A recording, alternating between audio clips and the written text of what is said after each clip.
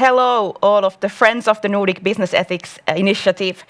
My name is Niina Ratsula, and I have the pleasure of welcoming you to the EthicsTalk live session.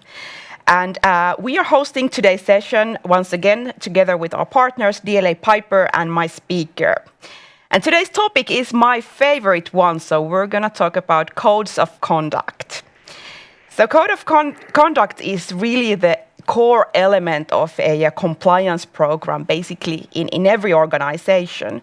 But what is actually their purpose? What it actually is a code of conduct, and are they meeting their intended impact? Do they actually help individuals or organizations to make ethically right choices?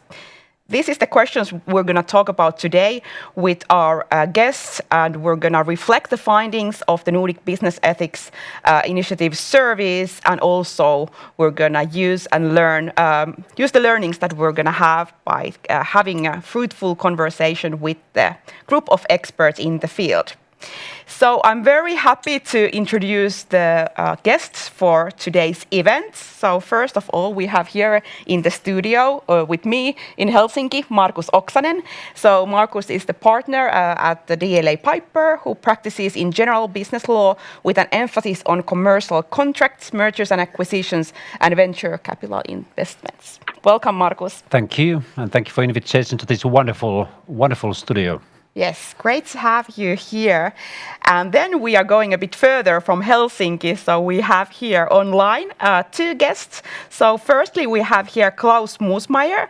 Klaus is transforming ethics, risks and compliance at Novartis in the same way the company is reimagining medicine, by pursuing innovation using data and digital, and unleashing the creative power of employees to embed ethics into the core of the business. Wow, welcome, Klaus.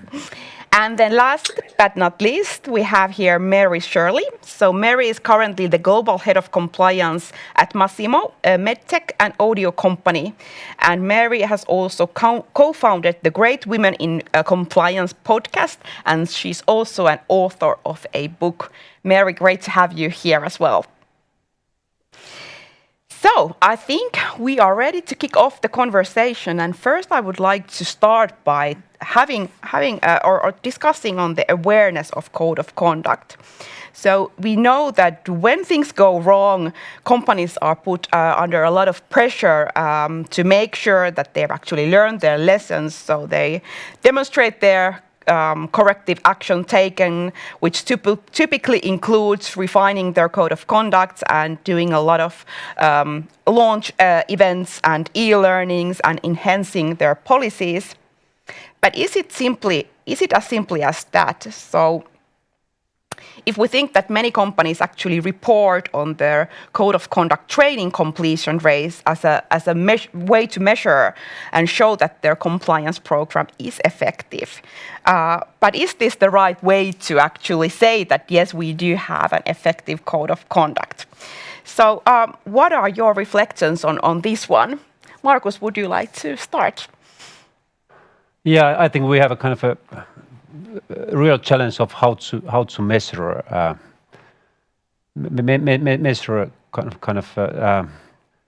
effectiveness. We know the code of conduct and compliance is many times something that the people are instructed to do, but also kind of things that you are instructed not to do, and how you kind of measure that. Instead of doing something, now you have this compliance program, then the people don't do something. How you measure this type of things? So it's very difficult to have a kind of a proper measurement, and maybe that's the reason we need some proxies, kind of indirect measurements, and maybe this kind of a training completion is one way to measure, because otherwise the measurement is so hard. Yeah, it is the easy thing to do. Yeah. Mary, so what are your thoughts on this one? Absolutely. Well, the first thing I would say is that for training completion, I think we still ought to measure that, because what is the alternative? That we don't seem to follow or care about whether our employees are completing the code of conduct, and that is not good optics. So I think we ought to be doing it, but I do think a more effective KPI that compliance officers are interested in is, have they been able to absorb, retain, and apply that information further down the track after the training?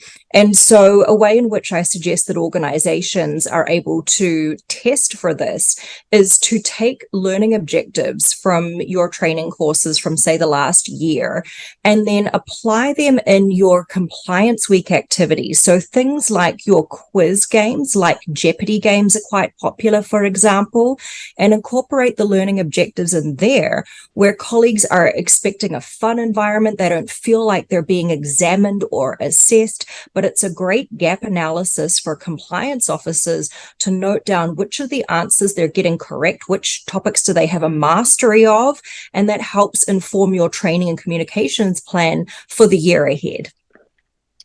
Yeah, thanks, Mary. Klaus, would you like to continue? Yeah, and for the sake to make it very a little bit engaging, I would start to say, let's forget the code of conduct and let's talk about a code of ethics, code of integrity. And I'm sure, Niina, you will raise the topic in the course of this beautiful panel. Yeah, and of course, we must measure, and I'm fully aligned with Mary, and we can measure now much more differently and better in compliance, or in ethics and assurance, how I call it, than 20 years ago. The companies have a vast amount of data and training data, and I fully agree with Mary, we need also content-wise training data, satisfaction, happiness with the associates, the employees with the training. And the measurement of a completion, of course, is a very static topic, but it can figure into a overall compliance effectiveness measurement. This is in our company one of the more than 200 KPIs we are measuring based on the data we have available. So let's talk about a code of integrity, code of ethics, and yes, let's measure, but in a more innovative way. Back to you. Exactly. Yeah, so I think we all agree that yes, let's continue keeping the e-learnings ongoing, but let's make it more engaging. And actually, I have here some statistics from the Nordic Business Ethics Service, both from this year and from the 2022. And based on our survey findings, so 98% of the ethics and compliance professionals says that the e-learnings are used to implement code of conduct. So this is really the kind of normal in the compliance programs, also in the Nordics. But interestingly, if we then look at the more alternative ways of communicating, so only 10% provides in-person training on ethics and compliance for all of the workforce, and typically these face-to-face trainings on compliance and ethics is provided to only from 10 to 30% of the workforce. And also, another interesting insight I have here is that in the Nordic Business Ethics Survey 22, 58% of the respondents from publicly listed companies said that, yes, I am aware of my company code of conduct, and only 50% said that, yes, my employer organized regular training on appropriate workplace behavior. So I think for us this was a very interesting question because we know that if you are a publicly listed company, you most likely have these elements, but is it so that people just are not recognizing that? And that is, of course, not a good signal for the compliance officers who are doing a lot of work in terms of creating the culture. So I would like to hear your views on these results. So do you find this result surprising? Are the efforts made to train code of conduct useless if half of the people don't even recognize that they are being trained? And are our training efforts currently simply insufficient? So Klaus, would you like to start? Yeah, I mean, Niina, it's a kind of leading question, isn't it? I would say, yeah, training is always important, but training is a post factum topic. If you believe that you can make the code of ethics, code of integrity, something which speaks to the mind, but also the heart of the associates, that's the only way how they will remember. You have to start with the creation. So when we moved 3 years ago away from the code of conduct to a code of ethics, we said we need to crowdsource the code of ethics in a company with more than 100,000 associates, employees.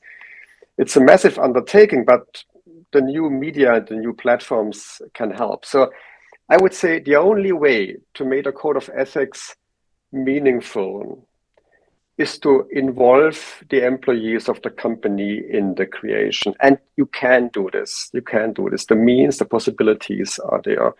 You need to get behavioral scientists in there, because if the best compliance officers in the ivory tower develop a code of ethics, they normally don't touch the right language, which speaks to the heart of the employees as well. So I would say engaging training, absolutely, but auto measurement is a post factum, and you have to start right at the beginning when you create a new code of integrity, new code of ethics, involve the employees, get behavioral scientists in there, and then create a great training. And I bet, Niina, then the survey will have a different outcome. So let's agree that everyone does this, and let's have another survey to see the results. Thank you, Klaus. So back to you, Markus. So what do you think that are the good ways to make sure that people actually in the companies knows the rules? Yeah, good questions. Sometimes I have a bit of a feeling that we create the code of conducts kind of to be a beautifully designed piece of documents, and then we train these beautiful piece of documents kind of from the beginning to end.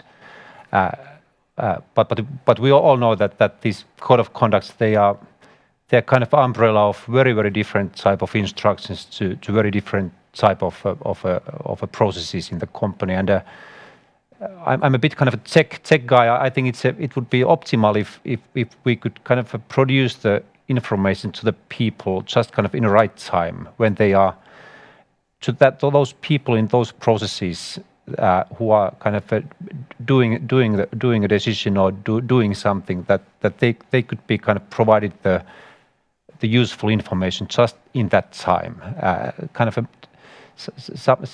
whether it's a cyber security or whether it's a bribery or something that kind of useful information would be available just in that time. Not the whole code of conduct and not kind of training the whole code of conduct, but a kind of giving the right information in the right time. How to do that? It might even be a kind of IT system issue, that how we kind of design the processes and how we design the systems. Yeah, that's a good point. And I think we have started to discuss also on this micro-learning, where you actually, I just met this week a company who has one annual compliance training, which covers all of the compliance topics, and that is being trained once a year for everyone. And so maybe that is not the best option to have the awareness, but instead slice the information in smaller pieces. Yeah, so Mary, so you have just published a book on living your best compliance life. Wow, that's a nice name for a book. And by the way, I have it. It was delivered all the way here in Helsinki, and I'm already halfway there.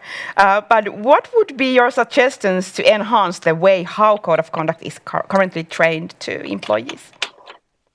Thank you so much for getting the book, Niina. I appreciate it. And it's very exciting to know that it's traveling the world, and I hope you enjoy the rest of the read.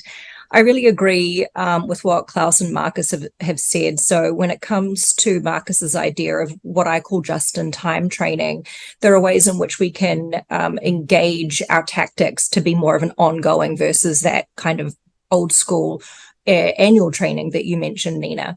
So an example of a just-in-time training might be labeling your trash cans, or rubbish bins, as we would say in New Zealand, to saying with a little note on them to say, got confidential information, or for those of us in the healthcare spaces, any patient HIPAA type information, go to the shredder. So just-in-time training is great. As Klaus mentioned, I actually remember when his company's code of conduct came out. So it's probably very likely that his own colleagues can remember the code of conduct, because I, as an external person, even remember that big launch 3 years ago. Similarly, Snap, the social media company, a few months after Klaus's organization launched their new code of conduct, Snap launched theirs, which was all about kindness, and they had a real kindness theme. And to Markus's point, it actually did look really pretty as well. They designed it so that it was easy on the eye to read, but that kindness theme was something so different, and they made it true to their own values. So when we incorporate our staff, as Klaus mentioned, and our true company values as Snap did, I think that makes a lasting impression.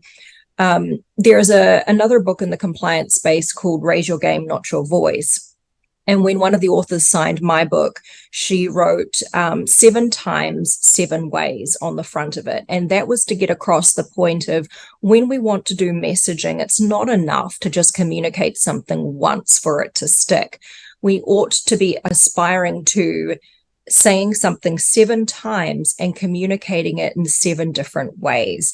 And so that's a neat little tactic to keep in mind for how to do ongoing training and challenge yourself to think about the various different avenues in which you can be incorporating compliance, deploying your top and middle management to help you spread that word as well. So for middle management in particular, I like to use a series of speaker prompts, and I have a free resource on my website that is a list of example prompts that compliance staff can share with their managers to help them start the conversation about compliance. It's so easy for us as the people that have this as our day job, but to ask our colleagues, it can take a minute for them to get some inspiration. So in my opinion, a way in which we can be a great partner for our managers is to help provide them with speaking prompts that they can look over and choose the ones that really speak to them, so they can have relevant conversations with their teams in their team meetings, just like a compliance minute, like what we've done in the past for safety minutes in organizations. That can be an effective way to have an ongoing conversation. Thanks, Mary. That's excellent points.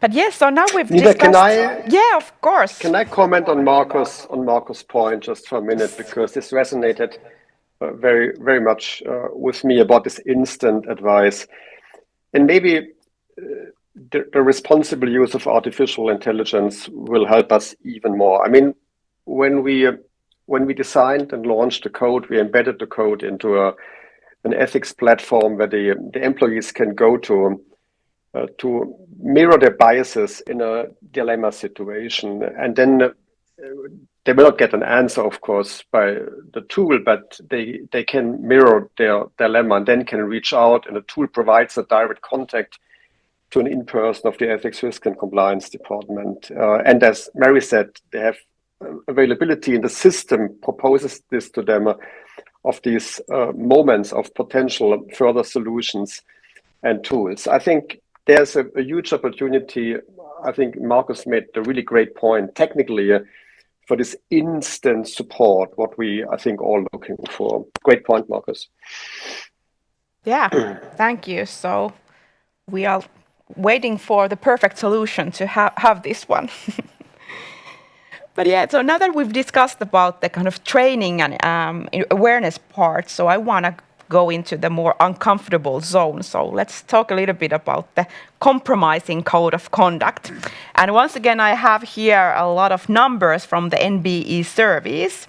So first of all, 59% of the Nordic respondents to our survey said that I have compromised my personal ethics, and 55% said that I've compromised my company code of conduct or policy.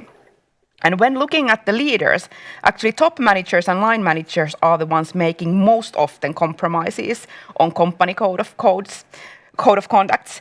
And the difference is actually dramatic when we look at the age. So for example, from the group from 18 to 19 years old, 73% that yes, I've made personal compromises on ethics, where the number was only 33 for the 60-plus-year-olds. So obviously we have also different ways of interpreting when we are making this compromising based on, for example, our age. And also the code of conduct compromises are most common in publicly listed companies compared to private and public sector. So, Klaus, I want to ask you, where should we focus if we want to understand the organizational climate and the risk of ethical compromises? What do you think? Yeah, we should exactly do what you said. We should do survey and try to get as close as we can to the employees. Maybe it's a coincidence, Niina. Maybe it's whatever. We just launched today our third global ethics survey at Novartis. We had last year 40,000 colleagues fully participating, and I can tell you the results are not always paradise. We see that the colleagues understand what the company wants, but they struggle to live this in their own context. And I'm not a behavioral scientist, but I learned a lot from our behavioral scientists. I know that context for the employees are super relevant. And context can be age, as you said, can be the country you live in, the pressure situation you live in there. And so the survey has told us a lot, and we try to use the output of the survey into the policy making. So our new anti-retaliation policy is basically an output of the survey, because we saw that the people are still afraid of retaliation. And also our new Doing Business Ethically healthcare compliance policy we launched early November. We try to get all this insight in, that the people feel distant from the company, they feel alone, they want to have support to face dilemmas. And there's a lot of honesty needed to also accept the feedback of the survey and then to act. Last point, I don't want to talk too long, is the worst, I think, what you can do as a company is to survey and then to do nothing. Because then your employees, your colleagues will see it's a window dressing and the company is not willing to walk the talk. The company just wants to win the prize for the most ethical companies by doing the survey. I fully agree. So Mary, what about you? What solutions would you provide to companies who want to provide practical tools for supporting people in overcoming the ethical dilemmas? And how would you address this fact that the different age group interpret the rules a different way? Thank you.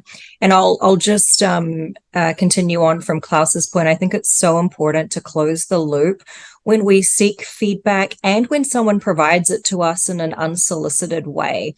So that really engenders the trust that we're listening and means that when we hold the next survey, they'll be more likely to participate because they know there is a point in doing so.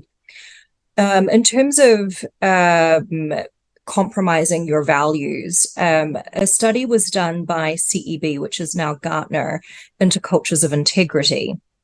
And they found that companies with strong cultures of integrity have 90% less misconduct than organizations that don't. And I think this is probably a fairly intuitive finding that we're not really surprised by, but it leads me to suggest that in addition to more tangible short-term initiatives that we can implement, aspiring and working towards a culture of integrity is going to be helpful in terms of our colleagues feeling like they have to compromise their personal or their company values.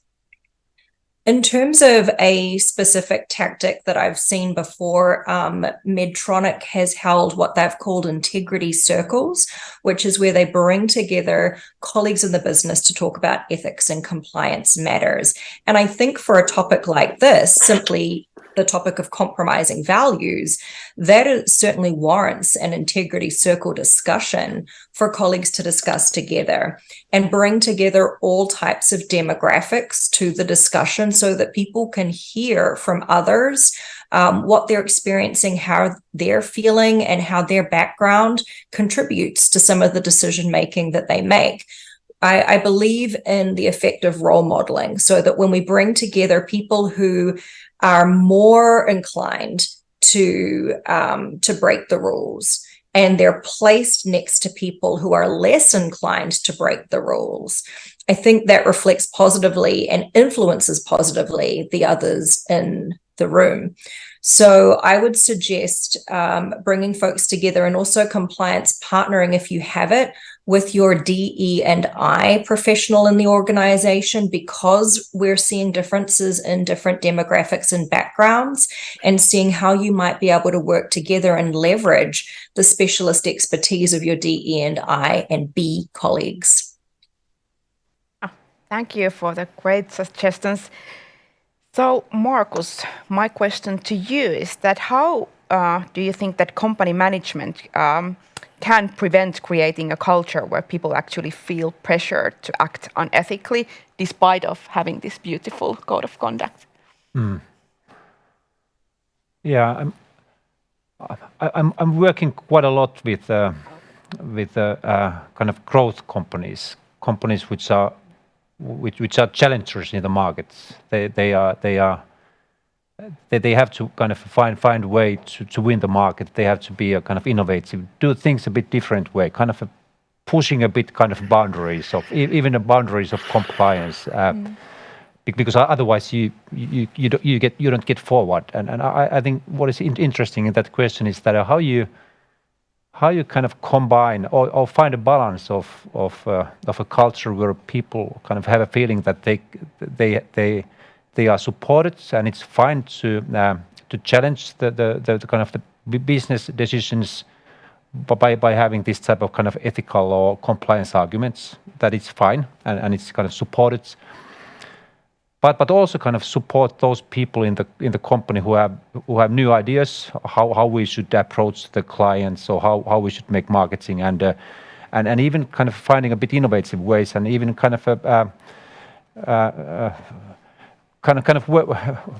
ways that you might challenge that is that actually ethical, or so that how you find that balance of that both people, the kind of innovative people, find the culture in a way that they have a freedom to bring forward their ideas, and also those kind of compliance people find it's fine to challenge the management and the business decisions. How you kind of find the right mix, right balance, because I think you have to have that balance in place. It can't be that the compliance leads the company. The business has to lead the company, so how to make that work? Maybe it's a bit kind of same like in any risk management function, that you have to have different type of people, different type of roles, different type of processes to ensure that all these angles are taken into account. But I think that is kind of finding a right balance. That is a very good question. That is a very good question. I wish I had the perfect answer for that one. Maybe Klaus has. Yeah, Klaus or Mary, do you want to comment? Yeah, I mean, this resonates with me. I mean, 2 points. I love the points from Mary to creating these moments. Think about if the culture of the company would allow that every business meeting starts with a reflection in the group. How are we? This can be an ethical dilemma, 5 minutes. This can be sharing a personal story, just opening up before jumping to the classical business agenda in a sales meeting, in a product manufacturing meeting, even in our executive committee meetings. We are doing this regularly. I mean, it's not paradise again. It's hard trying, but it opens up for an open discussion. And because Markus mentioned the risk management, that's super important. And as I'm also, because we combined ethics, risk, and compliance into one assurance function, I'm also the chief risk officer. If the people don't talk openly about the risk, the company gets screwed. I mean, when I was a young guy in a company, one CFO once said in a risk meeting, you only can report on a risk if you have the solution.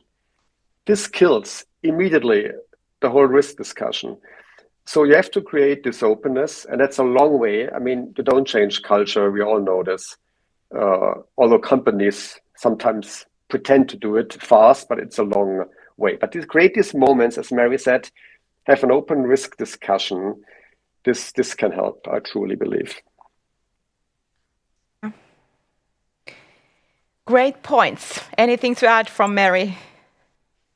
Yeah, I'll just say an idea. When I worked at my previous company, which was under a Foreign Corrupt Practices Act monitorship, the CEO at the time had his own idea, which was to incorporate in every slide deck a template slide that was headed up, "We all own compliance."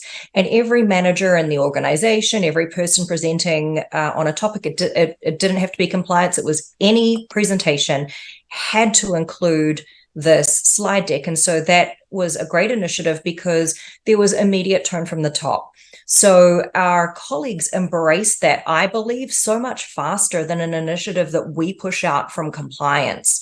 And it gave compliance an opportunity to hold little workshops where we could help managers identify and tell their ethics and integrity stories, a time when they had trouble making a tough decision, a time when they were faced with a scenario where they had to compromise their integrity or they felt tempted to, and how did they get out of that situation? So my tip for this type of discussion is to ask your CEO what ideas they might have to help facilitate the compliance discussions. And when that idea comes from the CEO and is pushed out by them, that tone from the top is really valuable and engenders a faster buy-in. That is a great tip, and I've personally seen it many times that when the CEO starts with a very personal story, it kind of creates a safe space for the others to continue. But yes, I still want to continue with this uncomfortable zone that I call so the word accountability. So in the Nordics, this is not really the favorite terms of organizations. We have this a little bit the kind of stigma around this word, and you might think the first things that might come to your mind when talking about accountability is like, who is the guilty one, and who's gonna get fired, and it's very uncomfortable word. Personally, I love it because we need to, what are the rules for if we don't talk? What is the accountability when we are not following the rules? And I have again something from our survey here. So every third line manager believes that unethical conduct is not disciplined in their organization. And I find this quite worrying result. And also 1/3 did not have a clue on how to act when they suspect or witness unethical or illegal conduct in their organization. And going further, so every second line manager and top manager have experienced retaliation after intervening unethical conduct. So understanding these experiences and their root cause is where we should probably start when we want to really start to talk about accountability. So I want to ask your views on this aspect. So first to you, Mary, how to make disciplinary management a positive thing in an organization? Yeah, I think maybe at this level of maturity of the compliance field, it may be very aspirational to make it a positive. I think where a lot of organizations are at is simply making it a thing in the first place. And so my suggestion there is that companies that haven't already work with HR to create a disciplinary matrix for the organization that sets out expectations and consistency, and of course takes into account local laws. So please include your legal team as well. But predominantly, HR can lead this, compliance weighs in and consults, and it makes it easier to point to there being an expectation of discipline when something goes wrong. I believe that one of the things that kills a culture of integrity the fastest is when we have inconsistent discipline, and people who are considered the high value employees, so that's often the C-suite, rainmaker, sales guys, that when we treat them favorably and we let them off, but we punish others who do the exact same thing, that really eats at our culture of integrity. So having a disciplinary action framework is going to provide transparency around the expectation that if you engage in misconduct in one country, you can expect a similar punishment in another. And equally, it doesn't matter who you are. If you are engaging in misconduct, then you will receive similar repercussions to somebody else who has done so. When it comes to thinking about how we might brand this more positively, I like to encourage my team members, my colleagues in educational sessions, that they work really hard to make this company's reputation a good one, to be commercially successful. The last thing we need and that they should want is bad apples ruining that for the rest of us, bringing down all their hard work. So help us in compliance, be our eyes and ears of the organization, so that we are working with people with similar values who want to see our organization be successful, and that the hard work that they have endured throughout the year will be met with reward. I think for me, at least for now, that's the progression that I would tend to take in terms of getting us eventually a more medium to long-term goal in my perspective, that accountability and discipline is, at least discipline is seen as a positive. Yeah, definitely. But yeah, now I have to ask here from Markus, as you are a lawyer, so and the topic is code of conduct. So can a code of conduct be a legally binding document? And in which situation could this be a kind of valid reason for termination? Yeah, absolutely it can be. And I think Mary had some absolutely great points about kind of how easily it's so kind of undermine the relevance of code of conduct by not applying it when it needs to be applied. Yes, I think code of conduct typically is, at least in Finnish context, it's typically a part of the employment agreement. It's all, in all cases it's part of the kind of employer's instructions.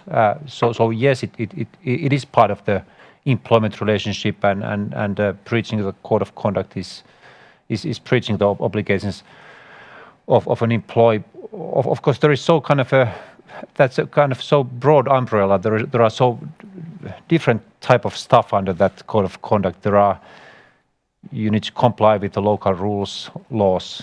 That is very clear kind of from legal point of view. But then there is you have to embrace the values of the company. That type of kind of obligations. What is the kind of legal relevance of that type of kind of policy statements? Something that is less clear. Sometimes it's encouraged to make whistleblowing notices. What is the legal relevance of that type of encouragement? There is so kind of different stuff, but kind of starting point is absolutely it's legally binding and can be enforced. Yes. And of course those which are part of the commercial contracts against the suppliers and business partners. Yeah, that's absolutely part of the legal domain as well. Yes, that's the answer I was looking for. So over to you, Klaus, then. What are your thoughts on this accountability topic? Yeah, and maybe this is helpful for you, or maybe not. Tell you an anecdote. So when our CEO Simham took over 6 years ago, Novartis was a company which was super hardwired on performance, hierarchies, no speak-up culture, highly successful, scientific, definitely, but the culture was what you would describe old school. And he tried to break this up, and he brought the word unbossed to the company. He said, we need unbossed employees. So why is this relevant for accountability? Because this unbossed was long time misunderstood. You can never do whatever you want, or don't have to play to what your manager tells you. No. Unbossed, and I think we're bringing this more and more to the company, means it's two things basically. Give as a leader clarity to the organization, to your team, to the company, what you want, also from an ethical point of view, a compliance, a risk point of view. But then now it comes, give the accountability to the employee to live it. And this was in our context coming from a super hierarchical, only performance-driven company, an icebreaker. Over years, a hot debate, which was healthy and is healthy for the company. We're not over yet. So I think this accountability topic needs to fit very much in the cultural context of the company, of the history of the company, of the management style. And then it can be a catalyst for the code of ethics, can be a catalyst for a different way looking at things. It can be a catalyst for psychological safe environment in a high-performing company, because we are here for profit. I mean, this is definitely clear, but to balance this the right way. So I believe it's a central point, Niina, which we always need to look at, this accountability topic in companies. That is music to my ears. Thank you, Klaus. But yeah, I think we are ready for our final question. The time is running when the topic is important. And I kind of want to take us back from the beginning. So kind of what is actually a code of conduct. I think personally that this is actually a question that we should be asking in our organization, that what is a code of conduct? Because you get very interesting answers. I ask this actually quite often from my clients, and it's quite often when I hear as a response that, yeah, it's the document I have at the back seat of my car. So now I want to ask all of you that, what do you think that is a code of conduct? Is it a document at the back seat of your car? Is it a document that we need to read and tick the box? Or is it the document that summarizes all the kind of legal obligations and the laws that we need to follow? Or is it something else? So, Mary, would you like to start? Sure. So for me, I think that a code of conduct is a document that sets out a company's expectations for how we will treat each other, how we will treat our third-party stakeholders, and how we treat our property and the environment around us. Klaus, would you like to continue? For us, it's the constitution of the company. Because the constitution, and this is Markus' point, is both. It's a legal document. It has to be a legal document, but it also speaks to the heart of the people who are in the organization. Because again, if it's only a legal document, it can be trained, but the people will not remember it. It's not meaningful for them in an ethical dilemma situation. If it's only a nice, colorful statement, it's also not fulfilling the purpose to hold people accountable. Niina, as you said. So we said it's a constitution because it's both. It should touch the spirit and the hearts of the people, but also set out clearly the expectation how we do things right in our company. I really like this. Markus, do you have anything to add for these definitions?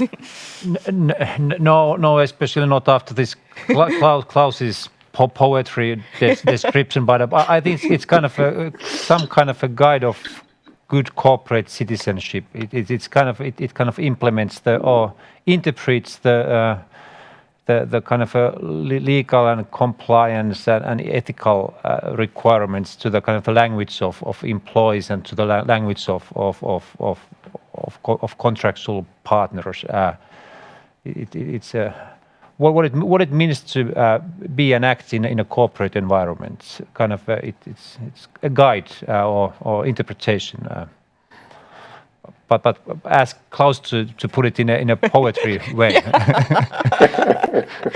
Yeah, that's great.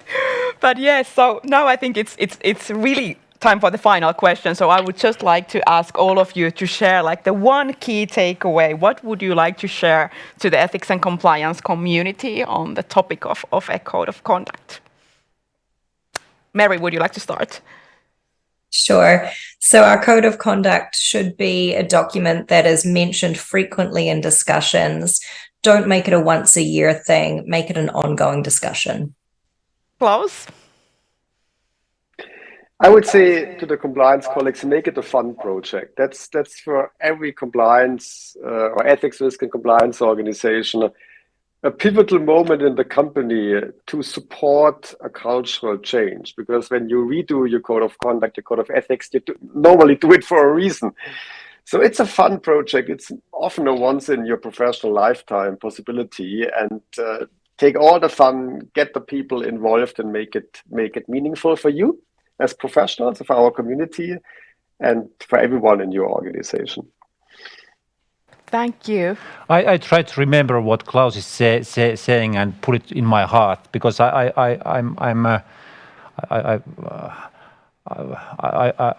find that I need some kind of motivation to get motivated to kind of find that happy interest in the code of conduct, but keeping that in mind.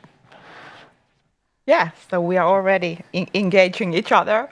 But yes, I think at this point for me, it's time to thank you, all of you. So it's been really a great conversation. Thank you for joining from all over the world. I'm sure the ENC community will have lots of new ideas and insights from this discussion. And if you got interested into the surveys I mentioned, those are all available in the nordicbusinessethics.com website. So thank you all very much. And now we will continue with the live chat.